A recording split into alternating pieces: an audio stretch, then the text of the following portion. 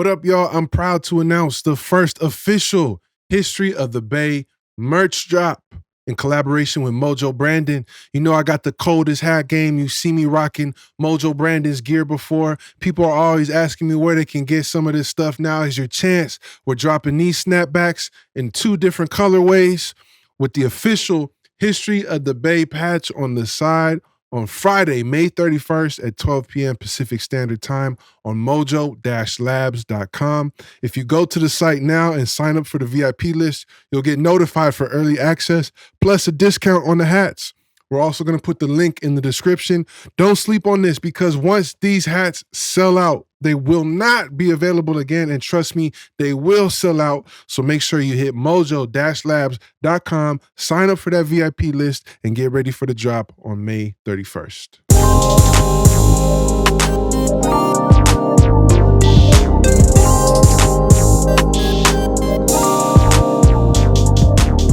What up, everybody? This is Dregs One. Welcome to another episode of the History of the Bay podcast, sponsored by Mobb Music in San Francisco, Dying Breed of San Francisco, STEM Social. Also got a shout out Mojo Labs, Mojo Brandon for this gear, including this official History of the Bay snapback that's going to go on sale very soon. Check for the information in the description. Behind the lens, we got King Said on the boards. We got DEO. And today we got a few folks in the building. We got Poor Man Dre in the cut. And we also got to shout out Haji Agent 8 for setting this whole thing up because today we got a legendary guest. Nothing but legends on this show. This is somebody who's usually behind the scenes, but today he's blessing us, getting in front of the camera. If you don't know him by name or by face, you definitely know him by sound. If you're a fan of West Coast Bay Area rap as well as No Limit Records, and he's produced classics over the years, hundreds in the discography, and I'm talking about the one and only K-Lou. Glad to be here. Thank you. Thank you very much. For sure. I appreciate you making the time coming out. Oh, no problem. So this is the History of the Bay, and we try to tell the full story, Exactly. And it wouldn't be right if I didn't start at the very beginning. Right. So let's take them back and tell everybody where you're from and where you grew up. Well, I'm born in Port Allen, Louisiana. Port Allen is maybe 20 minutes outside of Baton Rouge. And from there, my family moved to San Francisco. I grew up in the Fillmoe district. Okay. Projects, West Side Projects. That's right. And stayed there, lived there for, I don't know, maybe 9 years or so. Then off to Richmond. We moved to Richmond. I went to high school, Richmond High. And the rest is history from there. Yeah, it's really interesting because there's a big pipeline of migration from Louisiana to the Bay Area. Huge, definitely huge. There's a lot of, once my mom came out here because her 2 sisters came out here first. And then once my mom and my father divorced, my mom left Louisiana and joined her sisters in San Francisco. And from there, a lot of family members lived in the area. And it's like a big family in San Francisco in the projects. For sure. That was the best time growing up as a kid, living in San Francisco at that time. Tight community. Very tight, very tight. Even though it was a projects, yeah, we were poor, but I didn't know it. You know, we still had everything. And that's why I honed a lot of my skill to play basketball, baseball, football from other kids. Right. Yeah. I was into sports. I wasn't even into music. Mm-hmm, you know, I'm playing sports. Mm-hmm. Yeah. I mentioned No Limit Records briefly, and obviously we'll get into that more, but there's a big connection between Louisiana and the Bay, like I said. Do you think that connection has influenced the Bay Area's sound as well? Well, not really. No, Okay. no. I really don't believe it influenced it. One thing about the Bay at the time, we had our own identity. I can go back to even the late 80s. I was in a funk band, you know. I had a deal. I'm kind of skipping the story. I had a deal with Macola Records later on. And there I taught myself how to play bass guitar. And from there, I started my own group called Kajammin. And we had our own sound. Everybody said it was like more like a cameo type Earth, Wind, and Fire. And it grew, you know? It grew out to be something that turned out to be great, got a deal, used the money to start a studio. Hmm. But to answer your question, as you can remember in the 90s, we became our own style. You know what I'm saying? The West Coast had its sound, the South had its sound, and East Coast had their sound. Over the years, we lost all that for some reason. We start trying to emulate other things that we hear instead of staying true to who we were. When you look at all the old artists, when I say older artists like E-40, Mac Dre, J to the Bigger Figure, we didn't sound like anybody. They had their own sound. Nowadays, you got artists, they're still good, but they sound like everybody else. You know? I tend to agree. Yes, And yes. we can get into that a little later down the line. But Okay. I feel like telling your story is going to tell more about that sound that you mentioned. Mm-hmm. And now as we're getting into the conversation about music, Right. you're playing in bands, so you're already musically inclined. No. No. I skipped a little bit of the story. Okay. So playing ball, I always, growing up in the projects, every kid dream of being a big sports star. Yeah. And that was me. I was really good in basketball. I played all sports, but when I got to high school, I narrowed it down to football, basketball. I was a quarterback playing basketball, and I was a star guard playing football, quarterback football, and basketball was a star guard. I went to school with the movie Coach Carter. I went to school with Kenny Carter. Mm. And there we taught each other, how to play the game of basketball, But I was a year older than him. So I was MVP and during my season. But during that summer, I playing pickup basketball, I blew my knee out. So blew my knee out, tore it up, my basketball career over. So that's why I turned to music. I was going to I don't know, in Richmond, it was the old Kaiser building on Cutting. And it was a time where I had to go and do like rehab on my knee. And I was early for my appointment. And I'm just walking down the street. It was a pawn shop. And I saw a bass guitar hanging in the window. And I said, man, something drew me to it, right? So I went in there, put it on layaway. Probably think it was $8 a month. But it took me a few months to get it out. Got it out now, and I taught myself. This was when I was, 19 years old. That's when I first started. So I'm a late bloomer as far as music. I don't have the background when I was 5 or 10 years old playing music. So I learned late in life. So it's interesting. Yeah. Mm-hmm. We're going to take a quick break from the episode to let y'all know about our latest sponsor, STEM Social. I would never endorse a product on this platform that I don't personally approve of. And I've been trying STEM Social's 5 mushroom complex for a few weeks now. It's the perfect supplement after my morning workout to help me stay mentally focused throughout the day. And it even improves my sleep at night. There are a ton of benefits from STEM Social's 5 mushroom complex, and they're all healthy, organic, and natural. I'm going to tell you how. The capsules contain extracts from turkey tail, reishi, cordyceps, chaga, and lion's mane mushrooms. These are some of the healthiest mushrooms out there, and different cultures around the world have used them for traditional medicine. So get on board. Check out the 5 mushroom complex at stemsocial.io or click the links in the description. This episode of the History of the Bay podcast is sponsored by TPP in partnership with Lost Soul Courier Collective. Last year, over 800 people died from overdoses in San Francisco, and communities across the world are dealing with this issue. That's why it's important to carry naloxone, which can be used to treat overdoses in emergency situations.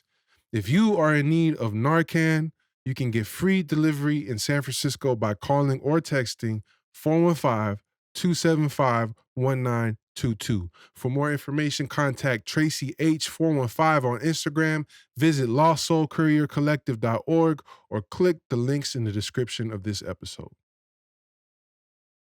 But then you say you started a band. Yeah. So you met other people who were into the same thing? Well, at the time, yeah, just when you used to go to clubs back in the day, I would say this was the 80s. You didn't have DJs when you went to a club. You had bands, and start a Lucky Lion in Oakland or Hagenberger. And that was a dream of every band. Oh, I want to play Lucky Lion. Because you go play 4 hours there, you do all the cover songs. And that's where you you got your skills. And it was just a great time, man, being in the music scene at that time. And then we got notoriety. We started building our name, and we had a local hit record at the time. Because, like I said, we signed to McCullough Records. McCullough Records was the label that, if you remember the movie Straight Outta Compton, when they talked about McCullough Records, Jerry Heller worked there. I never met Jerry Heller, but it was that label that signed us. Tony had to deal with this label, of course, NWA and some other people, and we were all on the same label. You know. How did that work out for your band? That we had a few records out. It did okay. Got some notoriety. Got me some money. Not a lot of money. A little bit of money, and I reinvested it in myself and started Kalu Studios. So when you start your own studio, is this also when hip hop has become part of the picture for you?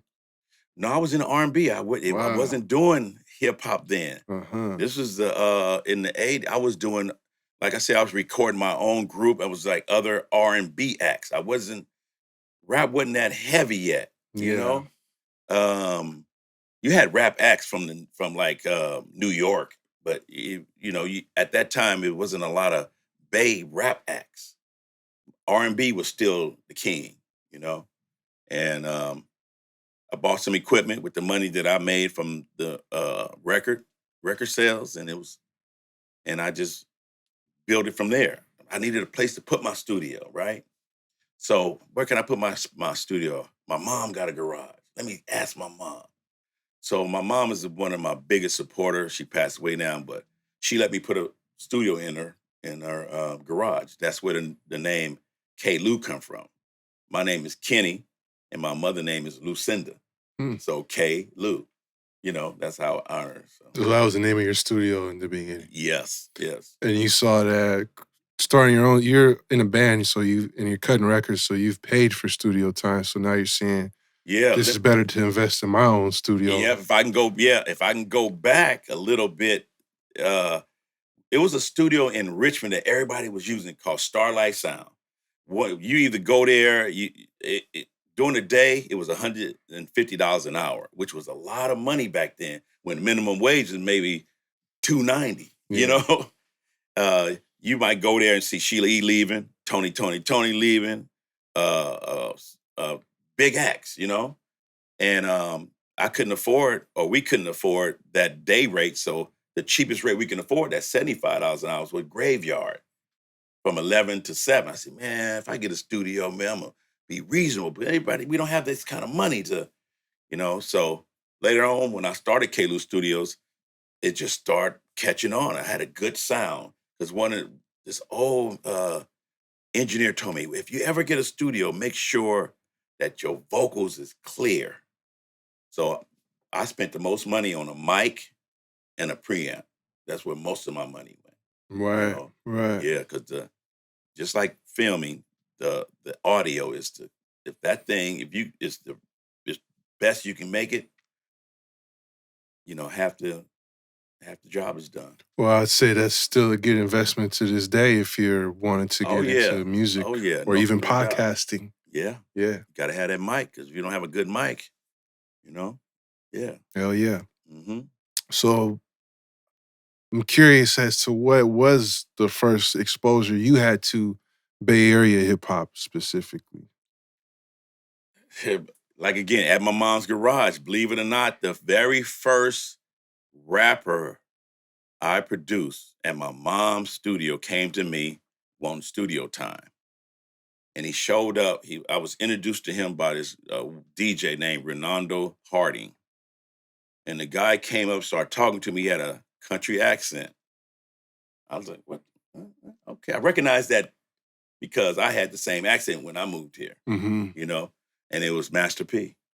That was the first rapper That was the first, and he wasn't even a rapper, man. Whoa. He never rapped before at all.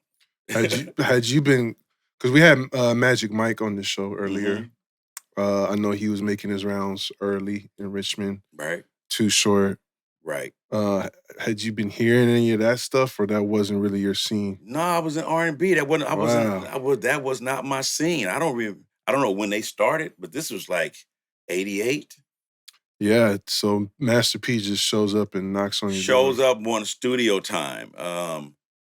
He got an idea. He wanted to be a rapper. You know, rap he couldn't hardly. But he wanted to be a rapper.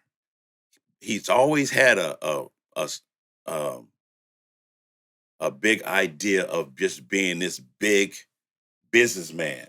You know, not like entertainer, but a big businessman. He used to tell me stories about how he perceived himself, how he wanted to be later in life. I want to be this big guy that just own companies and all. That's what he talked about. Didn't even know how to rap. So, and the first song we did was "Mind of a Psychopath." That was the first one we did, and it was on cassette. You know, but I'm gonna tell you a story how he didn't have any money either. And I told this story before. He come to me and I said, because of the country accent, it made me feel like home, right? And I liked him right away for some reason. Not maybe because of the accent, the country accent, because I got relatives who really got the heavy accent, but he didn't have any money. I said, man, you ain't got no money, man. I was about my money, back then. I don't care if I was charging $8 an hour my studio time. He didn't have the money. I got a record store by the college. You can come pick out some VCR tapes. You remember the old VCR tapes Of we had? course. Or records. I said, man, I don't want that. I said, I tell you what, my mama house need painting. You know how to paint? Yeah, I can paint. So he showed up the next day with his painting gear on. I had all the ladder, had the paint, the brushes. All right, here you go. Knock it out. Just paint the front of the house this color. I'll be out here in a couple hours, see how you doing. A couple hours came by, went outside. I looked at the house, I said, what? He had it all tore up, right? It was, oh my God. It was tore up, man. I said, man, get off that ladder, you know? you know? And, but I felt his determination. Master P would do anything possible to make it. And I think that's missing today in a lot of artists, He just would do anything, man. So that really showed me a lot. So I said, man, come on. You know what? I'm gonna give you 3 hours. 3 hours free studio time for you just trying. And the rest is history, man. That's quite a story. It's Yeah. quite a humble beginning. Very humble.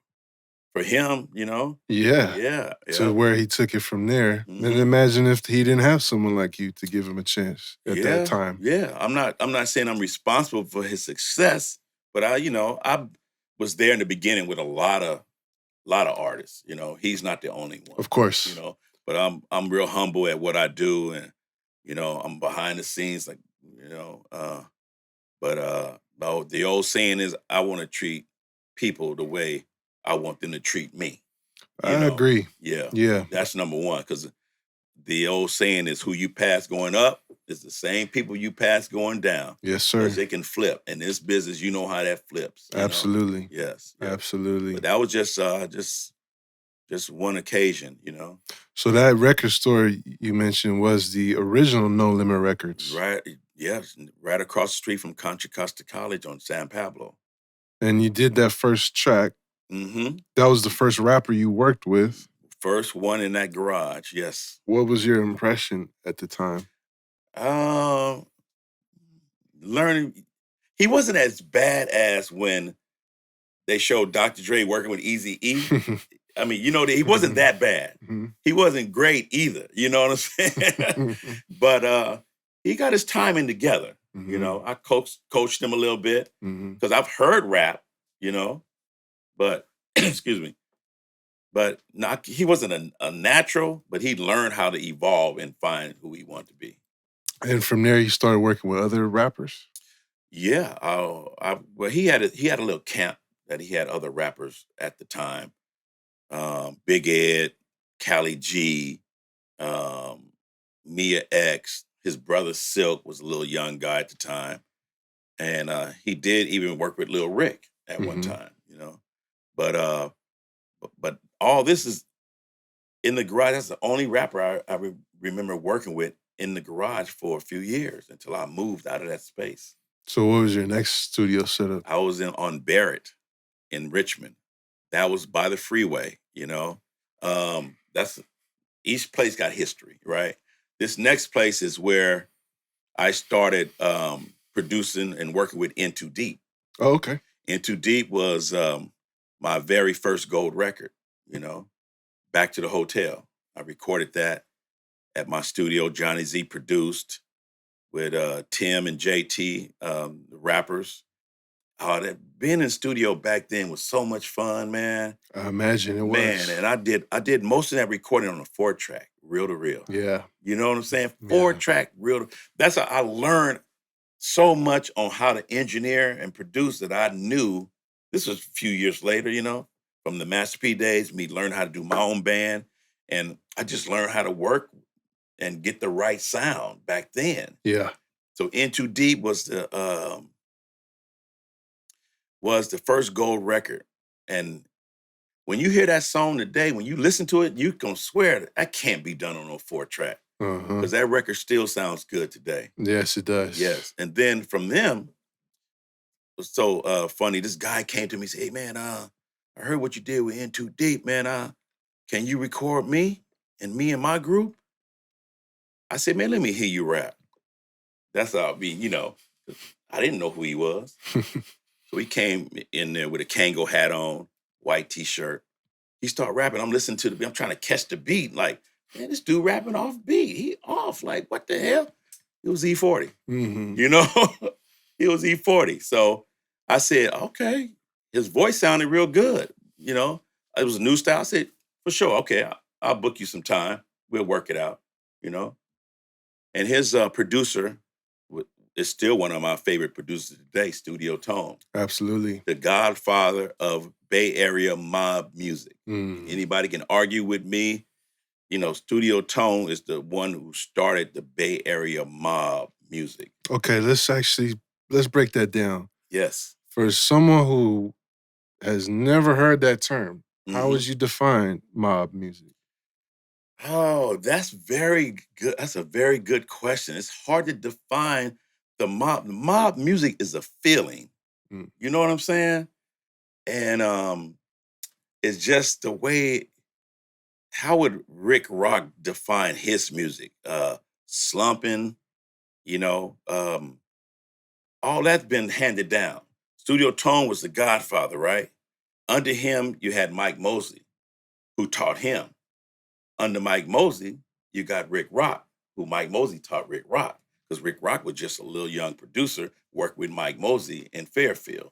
But mob music is just a feeling, man. It's not New Jack. New Jack is just it's like a different element of a beat, of the timing of a beat. Teddy Riley, Teddy Riley learned how to do the timing from playing in the church, and he had his own style. But the mob music is just a feeling to me. It's hard to describe. Yeah, it's pretty hard to describe. Yeah. But you know it when you hear it. Absolutely. You know it when you hear it. Yeah. It's not hyphy. Hyphy came later on. It's still a form of mob, but the mob back then, when you listen to old E-40 stuff, that's the original mob, the click. Well, yeah. Let me throw a few descriptors out there. You see if you agree. Okay. A little more down tempo compared to hyphy, right? Like late 80s or high 80s, low 90s BPM. Yeah. Heavy bass. No. That early mob was no heavy bass at all. That's what you're hearing now. You're going by what you're hearing today. Like, I'm going by like Freaky Tales. Yeah, I mean, but Too Short. Dope Fiend beat. Like real funky, heavy synth. That's funky. Bass. That's funky. That's not mob. Okay. That's funky. That's not mob. Mob is like, okay. That's funky. It's not mob though. Dope Fiend beat is not mob. I'm the just early mob. You gotta clarify. go back. If you go back and listen to the old Studio Tone, the original, the click, E-40 and the click stuff. You know what I'm saying? It wasn't no heavy bass. That wasn't what the mob was. That was an element. Put it this way: it was mob music with heavy bass. Later on, because whoever, I don't know who produced that Freaky Tale. Too Short did. Oh, he produced it. Yeah, but I think Al Eaton played it. Possibly Al Eaton Al E. A lot of times, man, these guys be in the studio, man. I'm not gonna name no names. Me and my boy Dre was talking about this on our trip to LA, where we have artists come in the studio back then, and we make up all this stuff for them, and then they take the credit for it. Right. You know, which is kind of cold blooded, but and they say they play everything when they didn't. Mm-hmm. You know, I don't know how much Too Short can really play. You know, I love him though, but Al Eden, another friend of mine, he was responsible for a lot of that stuff.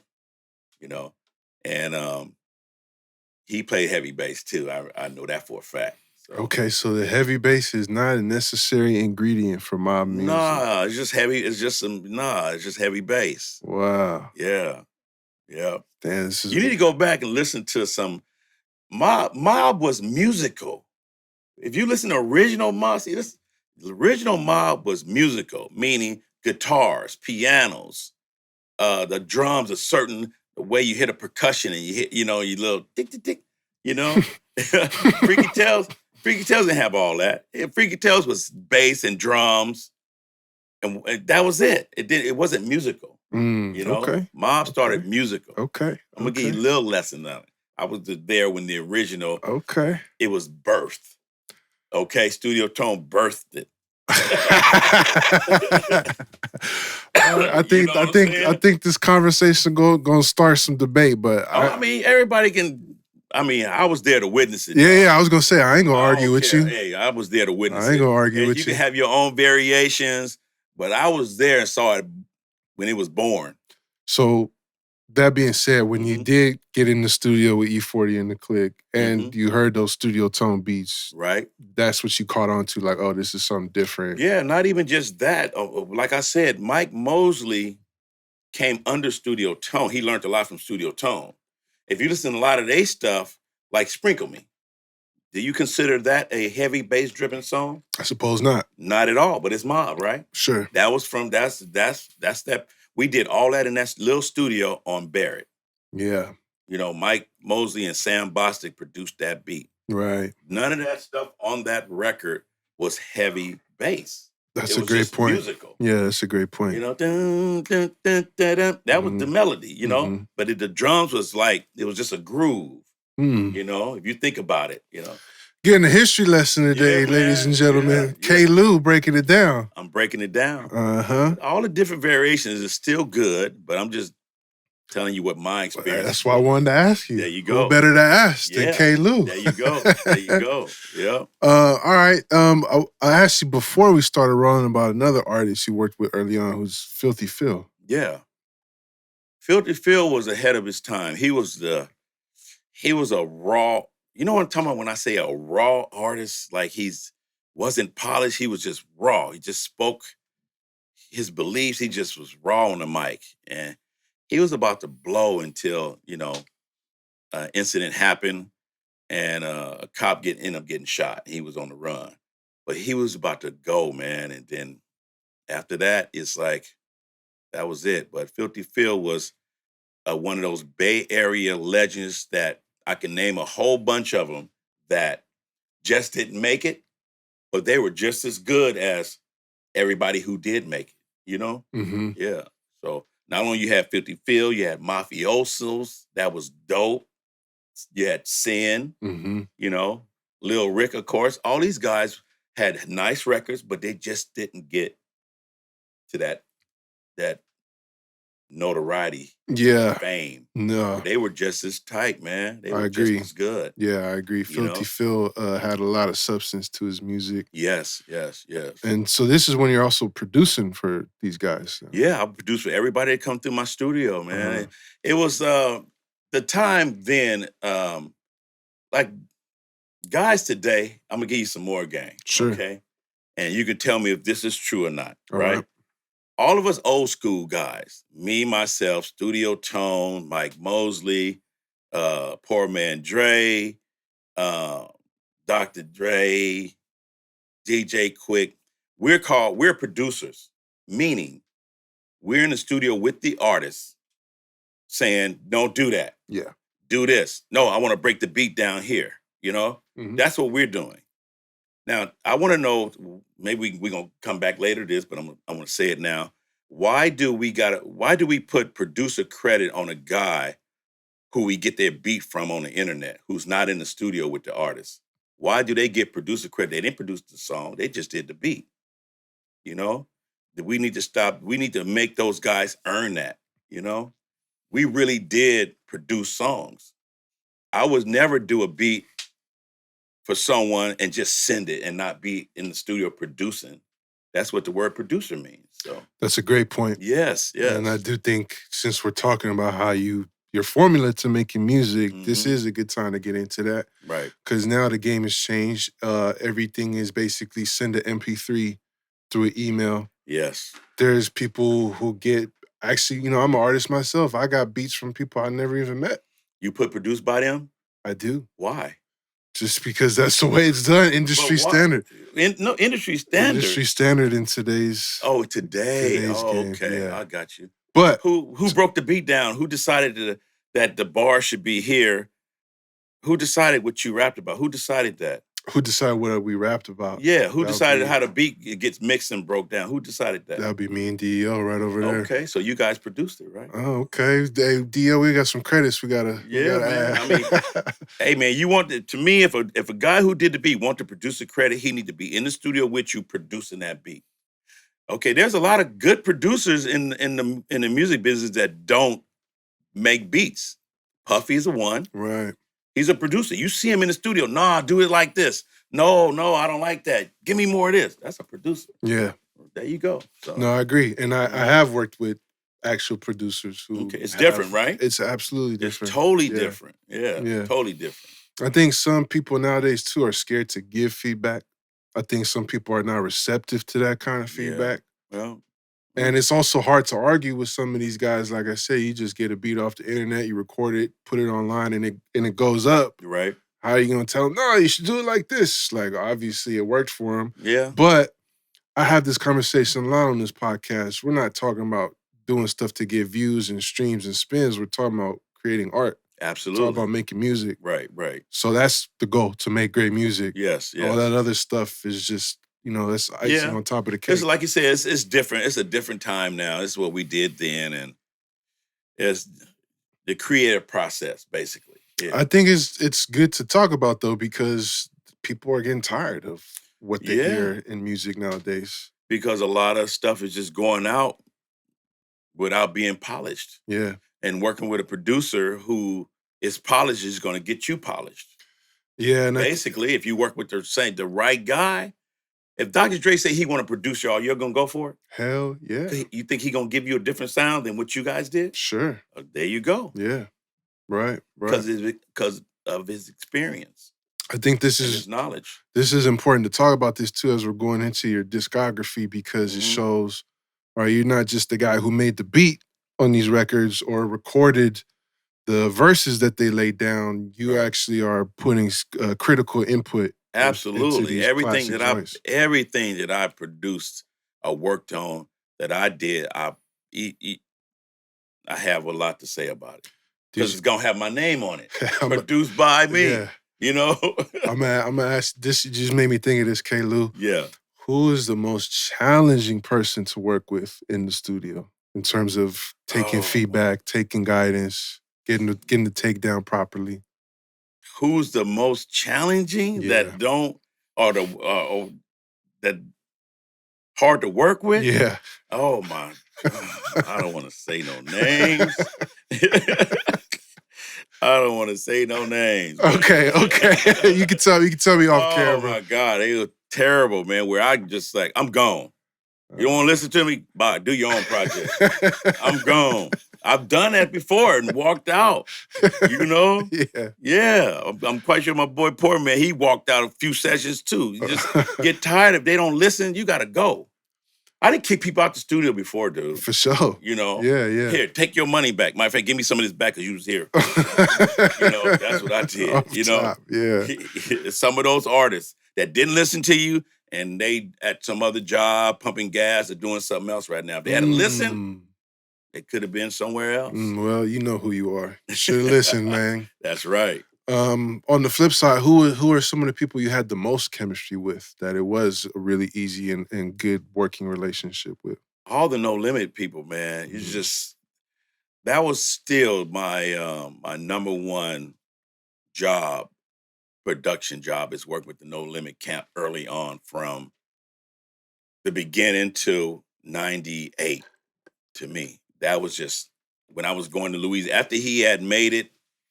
And the first record that we did that really hit was the Ice Cream Man. Yeah. And he went to LA. You know, this is after many records that he did here, underground records. Okay, so can I stop you? Stop me? Let's go Okay. back there. Let's go back to that too then. far. No, it's all good. But I was gonna get to that too. Because it's crazy what you just said earlier. The guy who knocked on your door. Right. I think you said 88. By like 90, 91, No Limit has become a record label, right? Right. It was a record label. Yeah, it actually was a record label when we put that Mind of a Psychopath. Okay. It had No Limit, had the little guy on the tank. Uh-huh. Somebody drew it for him. Yeah, I believe that was my boy No Hating who used to work with Funky Fat Graphics. Yeah, they drew that tank, the original tank, man. The original. I still have the original drawing. Yeah. That he did for him. He did that. The little guy in the suit on with the yeah. You already know. You already know. And it's just like just thinking about all those memories is just every time I think about it, it make me smile. Yeah, for sure. All the work that was put in behind it. So. No doubt. I mean, because by then you mentioned like his brothers. There's TRU. There's a group. Yep. He's with Big Ed, like I said, Big Ed, Big O, Cali G. This is before he changed it, to what it became to be in '96. Yeah. King George. King George was his right-hand man at the time. Yes, King George was there every step of the way in the beginning. Was he improving as a rapper too? Yeah, they all was improving as a rapper. Were they the best rappers? No. Yeah. But you know what? Anybody would tell you that if you got a camp and you got everybody just doing what they're supposed to be doing, you rather have that than you got a guy who think he the best thing. He's a knucklehead and always getting in trouble. You don't want that. You can't build anything from that. That's why he was able. He had rappers that wasn't tens to me, like best rappers, but he had a bunch of 5 and 6s that followed by the rules, who worked hard. This is why his company shot up like it did, and it became so popular. And did you see him utilizing like his marketing and promotion skills? Definitely, because he learned that from the Bay. He learned it from St. Charles, E-40's uncle. And he learned a lot of Bay Area game because he wanted to make it out here, because that's how he figured his fast way to get some money. I can be a rapper. But he had the one thing that we wasn't used to here in the Bay Area was a country guy rapping. Yeah. And what did Ray Charles say? Country dumb, and that's what they thought, just because he was had an accent, but when he took that home, that was all it took, and that went off like rockets, Were you part of West Coast Bad Boys compilation? Yeah. Every record that they did, I was part of. Every single one. Every one. Do you think every single one? That record kind of changed things for him and helped him grow? Well, I mean, all the records helped him with his fan base, but the one that got worldwide to me was Ice Cream Man, because that's the first one that was signed through a major label that that went out everywhere. That was a priority, right? Yeah, that's a priority. It's a funny story because he called me up. Whatever meeting that he did when he went to LA on a Thursday and told him he had a record done and he can turn it in by Tuesday, he didn't have no record done. This is just you know what I mean? That's the hustle. Remember the man that wanted to paint my mom's house to get studio time? Yeah. He's told him, look, we got this record done. He called me up, hey, man, I need to get in the studio, man, work on this record. I said, okay, man, we can start with the first song. We need about a month, 2? No, 2 days. I said, what? He said, yeah, 2 days. But we went to the studio Friday night and didn't leave till Sunday morning. Damn. And we got that record done. He did a lot of it here. I think he had a couple of songs he did in Louisiana, but That's how that record got done because he told me he had the record done. He had to turn it in by Tuesday Wow. to get his money from Priority. And they wanted to give him 800,000, right? And 15%. No, I don't want that. I don't want no money. What's the lowest? What can you give me where I can get the most money? Well, shoot, I take this 200 and you get 85%. That's what happened. You got an 85-15 deal. You ain't gonna see that no. So he took a smaller advance to get more on the back end. Because he believed in himself. Very smart. Absolutely. Ice Cream Man, Mr. Ice Cream Man is a slumper. I believe he sampled the New Birth. Wait, let me clean you up on that. Okay. I don't sample nothing. I Oh, replay. It was interpolation. Yes, I replayed it. Sampling is when you taking their original music and you just using a record, how we did a lot of, but I'm a musician. I learned how to play everything. Okay, so sampling wasn't in your wheel. Nah, man. Okay. I took the rent. He said, man, I want to redo this song, man. Because he knew I knew how to play everything, right? Mm-hmm. And so he said, this world-class wrecking crew, turn off the lights. And okay, let me work on it. So I worked on it, added my own element to it, which is the same drive, a little different, but it's the same music, that they get in the publishing for, unfortunately. Yeah, that's because the original is New Birth, right? I believe. World-class wrecking crew, that's where I got it from. Okay. Yeah. Okay, so I might have to school you, K. Lewis. I don't know where the original sample came from. I didn't even care about that. But it probably New Birth, okay. That's who they took it from? I believe so. Well, Lonzo say that's his original work. Nah, that's what Lonzo said. That's who we paying. Dio, look that up for me real quick. Look that up because Lonzo said that's his original, and that's where we got sued from him, and the money going to him. So you got to look that up. Okay. Hope they find out before I leave, so we got to make it. So I replay. Like even today, I enjoy replaying music. I had a guy, Pimpy Mac, right, come in my studio. He was working on a record. He wanted all remakes. And I had so much fun. I replayed all these songs. Yeah. All these old beats. Yeah. But back to that Ice Cream Man album, I had the first two singles, that No More Tears, and I had Ice Cream Man. That song is controversial in the Bay Area. Yeah, because Yuck Mouth claimed to be the first Ice Cream Man, which he probably have the right to say he was, but who has the copyright? I don't think Master P got sued by Yuck Mouth. No. I like Yuck Mouth. So Master P, if you listen to a lot of early Master P, he even did a song where he was trying to sound like who is that? Oh man, I can't remember his name. He was trying to sound like a lot of different rappers. Right. He had a song that we did called Jack of the Jackers. He would try to jack anybody, Yeah, so. But Yuck Mouth, if he want to claim that, I'm not in that, so that's on them. Of course. I just played some music where he asked me to play, and I played it. Yeah, for sure. The word Ice Cream Man, because that's what he wanted. He might have heard that and said, let me run with this. You know what I'm saying? But he made it bigger than Yuck Mouth, so. Yeah, you can't knock that. And no one had it copywritten. Right. Yeah. Well, yeah, so that did help blow him up, and by a great deal. That was the first gold record from the camp. Yeah, now it's platinum. I'm waiting for my plaque. Hell yeah. And by then he relocated the label to New Orleans. Baton Rouge. Yeah, Baton Rouge. A lot of the guys was from New Orleans, but he didn't want to put a studio in New Orleans. He wanted a safer environment. Okay. So he moved an hour away to Baton Rouge. Yeah. You know what I'm saying? To keep everybody safe. Because New Orleans was a little more rugged than Baton Rouge, So we were the building we were in, it was it had like lawyers in there. It was tax commission was in there. And it was so funny because we couldn't play the music loud till after 5. We all had headphones on, but after 5 we can turn it up because that's when everybody left. But it was on corporate in Baton Rouge, So you relocated out there? No, I did not. He wanted me to, but I didn't because I'm still working with a lot of Bay Area cats. I didn't want to give all that up, And I stayed. I stayed here. And then I traveled there for the next 4 years, I was there maybe 2 to 3 weeks out of every month. Oh, shit. Yeah, Okay. it was a lot of work. Yeah. Man, at the height of No Limit, think about this. At the height of No Limit, back then when they were selling records for $22 a record, right? Yeah. $21, $19, whatever. Yeah. And he was doing records that had 25 songs, 24 songs on it, right?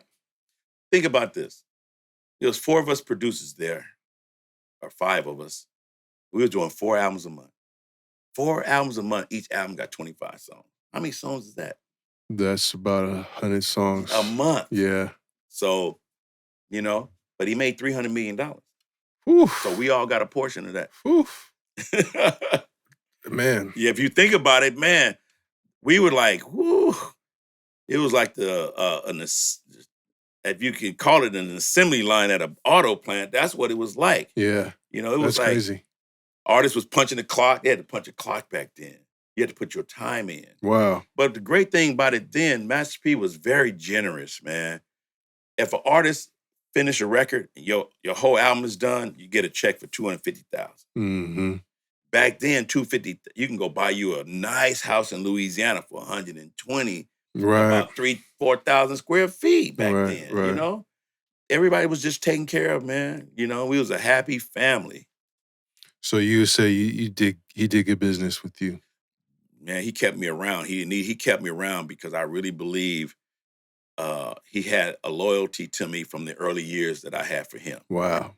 And he's helped me with my movies. He's helped me with a lot of stuff, man. That's awesome. This one time he called me up. He said, this was in 1990, whenever, I don't know, when did West Coast Bad Boys 2 came out? West Coast Bad Boys? Was it 95? No, it was later. 2. That's 7. 7. Yeah, he called me. Hey, man, I need you to come. It was 96. It was late 96? Yeah. 96. I need you to come down here to L.A. and I'm working with Ice Cube, and Mac 10, and Dub. I need you to do the beat. I get to L.A. and I did the beat. They loved it. Called Bangin'. That's the single. And he paid me my regular money for the track. And then I'll say, all right, man, I'm about to get on this plane and leave. He said, hold up. I see him writing another check, right? This is, like I said, back then. Here you go, $25,000 check, right? I said, what's this for? For you being you. Wow. You know what I mean? That's how the man was. He was generous. And $25,000 back then was good money. Absolutely. That was just a bonus, man. Yeah. And that's not counting that every beat that I brought to Louisiana to the camp, he paid me for it, if they use it or not. That's just the love he had for me, I guess, So, Yeah. January 10th, 97. Okay. Thank you. Yeah. Okay. So, yeah, he just kept me around, man. And one time he got mad at me, though. And I'm going to tell you when he got upset with me. This is when all of us, Studio Tone, Mike Mosley, myself, was discovering publishing. Oh, yeah. I was going to ask about that, too. We're discovering publishing. Uh-huh. We don't know nothing about publishing. Mhm. None of us, right? We just heard that you can get a lot of money for your publishing. Studio Tone signed a deal with EMI, Zamba, Mike Mosley, Sam Bossick. Then it was my turn, right? Got a publishing deal. They paid me a lot of money, man. P called me up on the phone. Hey, man, what's going on, man? Got these white folks calling me, talking about I owe you money and talking about collecting their money. I said, man, it's my publishing people. I don't know a goddamn thing about publishing. He said, man, that's it, man. I don't want to deal with them, man. I'm cool with you. He hung up on me, right? He was mad because we didn't know. Mhm. We didn't know nothing about all that. So he was upset. I had so much music. I was paid. They gave me a big check, right? So 2 weeks later go by, and I guess they got the studio messed up. I was the main engineer guy. And he said, man, come on back down here. Come on back down here and get this stuff right. So that's when he was mad at me. So he owes you a big check on the back end for the publishing. No. We collected that. Oh, okay. We collected that a long time ago. Okay. He just didn't understand why they was coming asking for all this money. Yeah, I think a lot of people... We didn't know about publishing. A lot of people still don't. Publishing is your 401k. Yeah. That's your 401k. I don't care. if you do any kind of music, if you're an artist and you get on somebody's song, don't worry about them registering a song with BMI or ASCAP. You do your portion. Hell, You don't wait for them, because I have songs that I've been for 25 years getting paid for that the other people still ain't registered. I know. But they stuff is playing.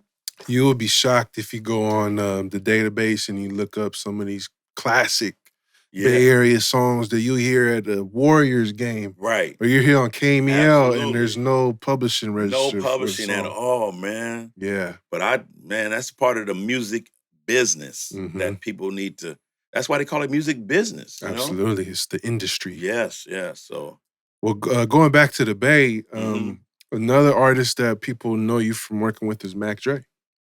Yeah, Mac Dre. When Mac Dre, I didn't know about Mac Dre. When he got out of jail, someone sent, because I was working with a bunch of Vallejo cats. And he said, well, I need to put this record together. Where can I go? K-Lou. K-Lou Studios, go there. And he came to me, and we automatically clicked. We wasn't buddy, because I didn't really know about him too much, know his history. I just heard some things. Oh, he robbed banks, whatever. Yeah. I didn't care about it. That's their business, I just want to do music. Sure. That's all it was about. I guess you could say this is why I kept my nose clean. I never really chose sides. Like I said, the way I treated people, everybody respect me. Today, I still get respect. I can still talk to the same people I talked to 30 years ago in the business. You can't find nothing bad on my name, because I never was involved with anything, negative or getting any beef. But I worked with him on Relocation 1 and 2. I think Coolio the Underdog. I did a lot of work with Coolio, one of my favorite Bay Area artists, Coolio the Underdog. Absolutely. And shout out Coolio. He was self-produced. That man knew exactly how he wanted his music to go. He was ahead of his time too. Young cat, he just knew. So they came to me. I produced that, and he decided now he wanted this new record. He only wanted 2 guys working on it: myself and what's the guy name from Seattle? I forgot his name. Sorry. Psycho? Nah, Funk Daddy. Okay. He was Funk Daddy from Seattle. He did half, I did half. Johnny Z did one song, Johnny Z. But I had the single, Stupid Doodle Zum with Mac, with Dre on it, and Mac Mall.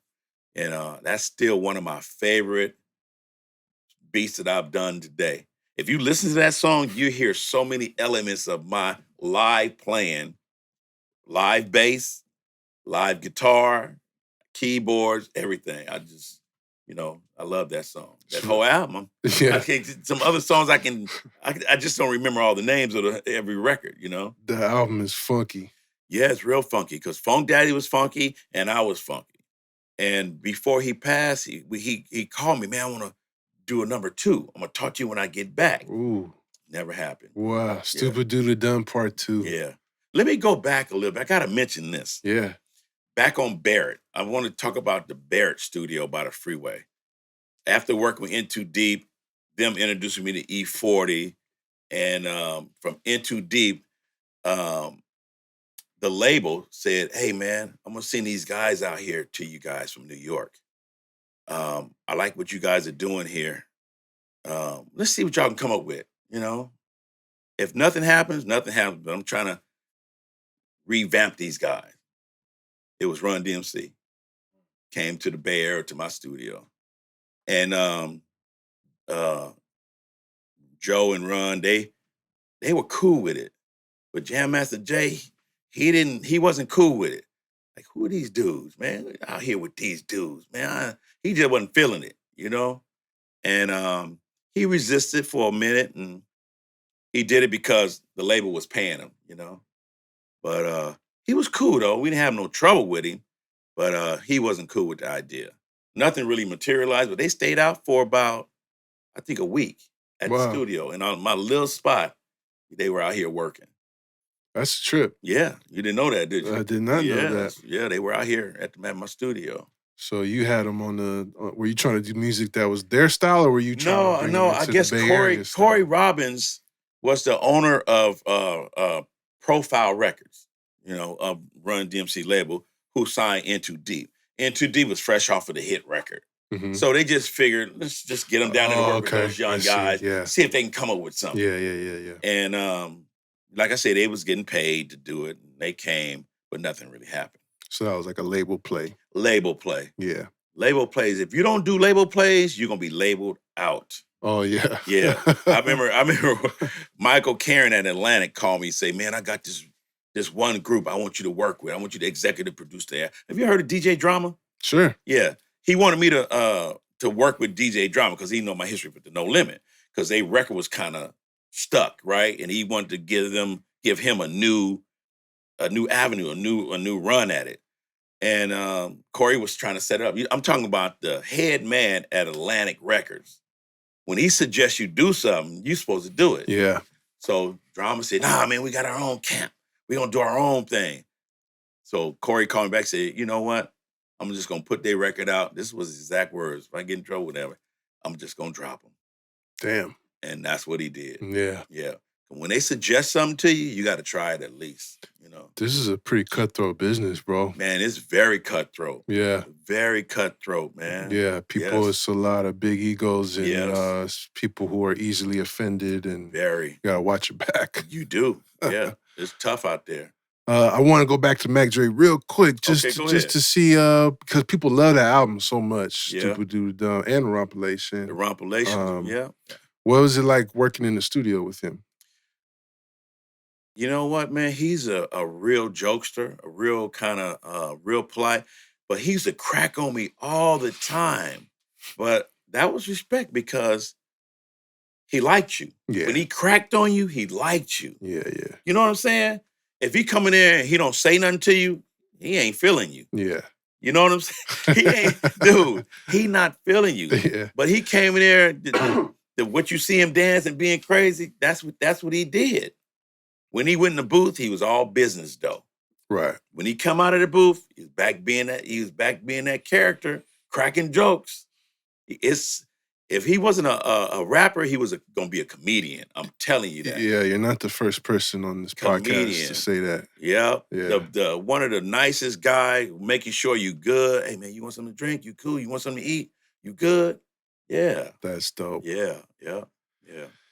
I mean, excuse me, if I go down the list of your hundreds of projects. If I can remember something. I can't remember everything.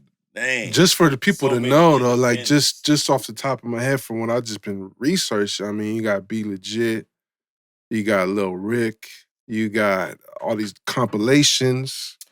So many of them, man. If you go to my Baby Bash, my discography, JT. Go to discography. When I went through, I just went through it about a couple weeks ago, and I said, man, I can't believe. I don't remember some of them songs. Yeah. There's just so many. I can imagine. And one of my biggest fans is this guy over in France. Yeah. That he put all these videos out and it says my name on them.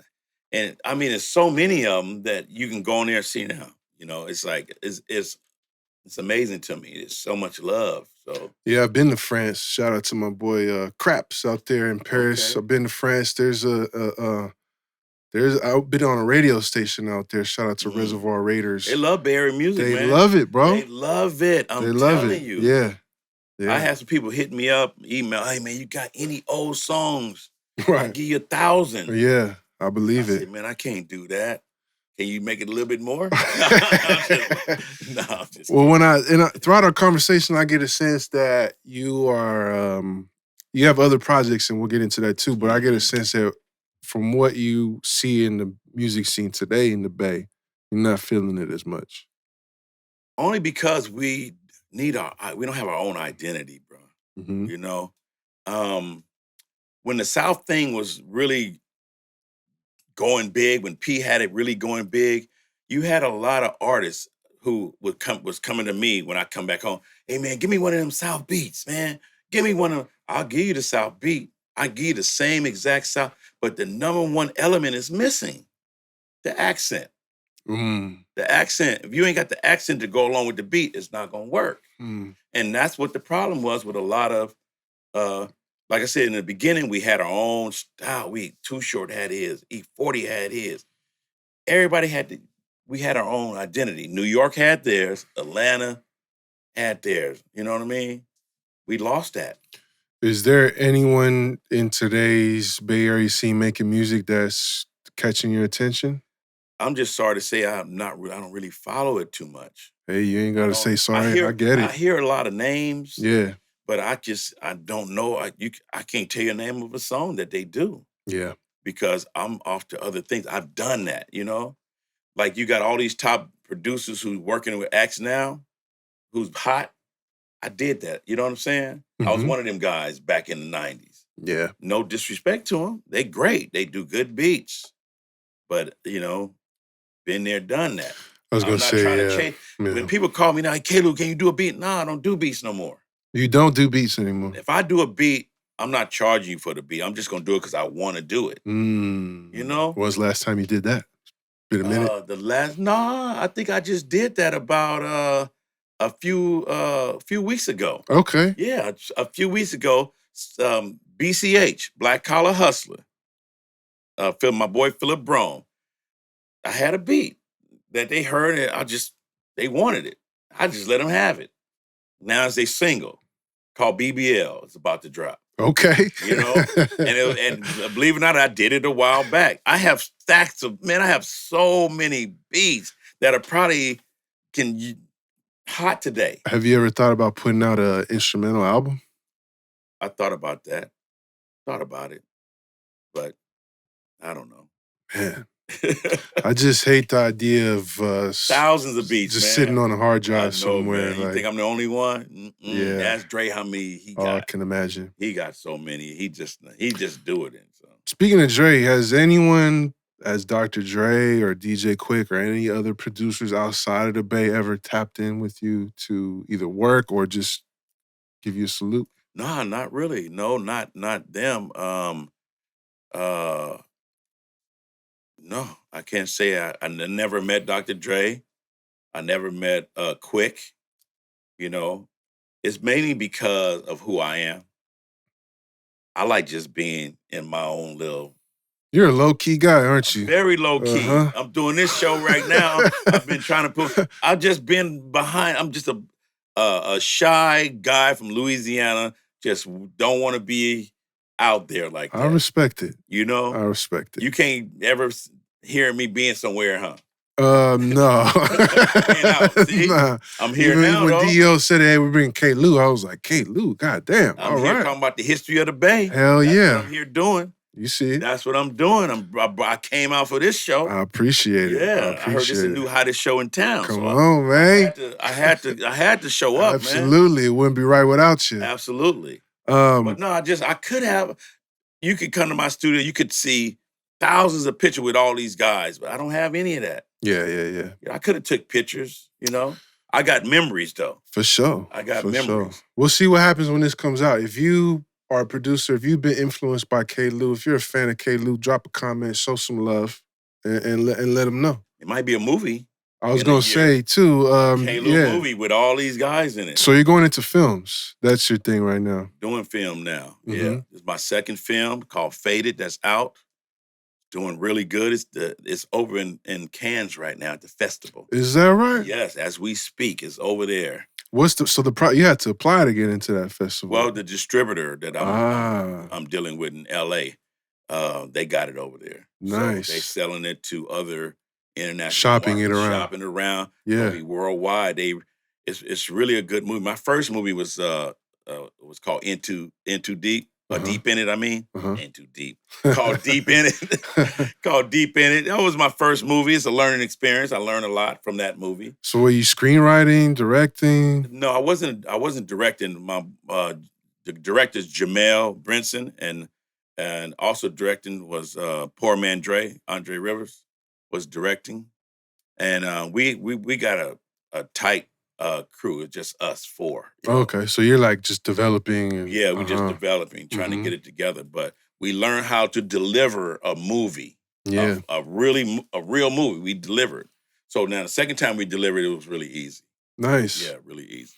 That's exciting. I mean, it's easy. It's not easy, but it's easier to get into that space now with all the streaming services and everything.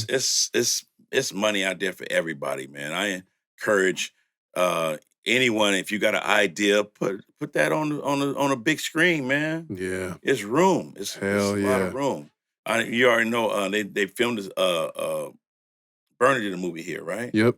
What was it called? Like, I believe it's called Splash City. yeah. I wish him all the luck, man. Yep. If he gets the attention brought to him, that's gonna help everybody else who's trying to do movies. That's a real player way to The look movie at it. scene now is like the music scene was in the Bay. Everybody's gonna start doing it because it's a lot. Mhm. And at one particular time in the Bay, in the 90s, everybody had a record deal. Mhm. You know what I'm saying?